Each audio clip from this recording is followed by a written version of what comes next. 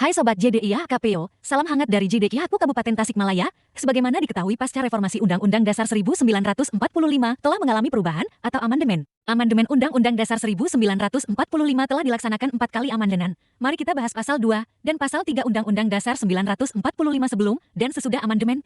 Kemarin kita bahas mengenai Undang-Undang Dasar 45 bab 1 mengenai bentuk dan kedaulatan. Sekarang kita bahas bab 2 mengenai Majelis Permusyawaratan Rakyat atau MPR. Sebelum amandemen Undang-Undang Dasar Negara Republik Indonesia tahun 1945, MPR merupakan lembaga tertinggi negara. Kedaulatan rakyat sepenuhnya diwakili oleh MPR. Dengan demikian MPR mendelegasikan kekuasaannya kepada lembaga-lembaga negara lain di bawahnya. Keanggotaan MPR menurut pasal 2 ayat 1 adalah terdiri atas anggota-anggota Dewan Perwakilan Rakyat, ditambah dengan utusan-utusan dari daerah-daerah dan golongan-golongan menurut aturan yang ditetapkan dengan undang-undang. Apa yang dimaksud dengan utusan-utusan dari daerah-daerah dan golongan-golongan itu? Yang dimaksud utusan daerah adalah fraksi yang mewakili kepentingan daerah di dalam Parlemen Indonesia. Komposisi keanggotaan tiap provinsi dalam fraksi utusan daerah diambil berdasarkan jumlah penduduk dari tiap provinsi. Untuk provinsi yang berpenduduk lebih dari 3 juta akan memperoleh 5 orang wakil dalam fraksi utusan daerah. Untuk provinsi yang memiliki penduduk antara 1 sampai 3 juta orang akan memperoleh 4 orang wakil dalam fraksi utusan daerah, sedangkan untuk provinsi yang memiliki penduduk kurang dari 1 juta orang akan memperoleh 3 orang wakil dalam fraksi utusan daerah. Calon wakil untuk fraksi utusan daerah dicalonkan oleh DPR di provinsi yang bersangkutan.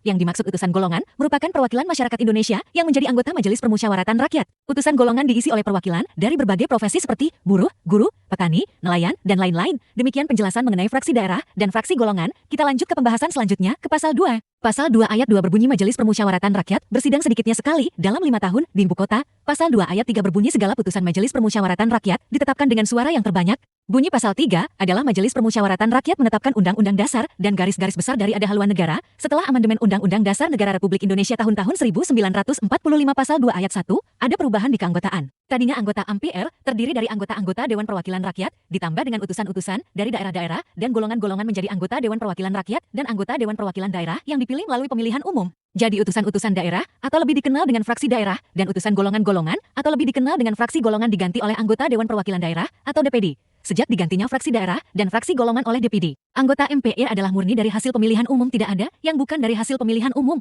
Kita lanjut ke pembahasan selanjutnya pasal 2 ayat 2 dan ayat 3 Undang-Undang Dasar tahun 1945 pasal 2 ayat 2 dan ayat 3 tidak mengalami amandemen. Sampai di sini bisa dipahami ya para sobat JDIH KPU. Kita lanjut ke pembahasan selanjutnya pasal 3.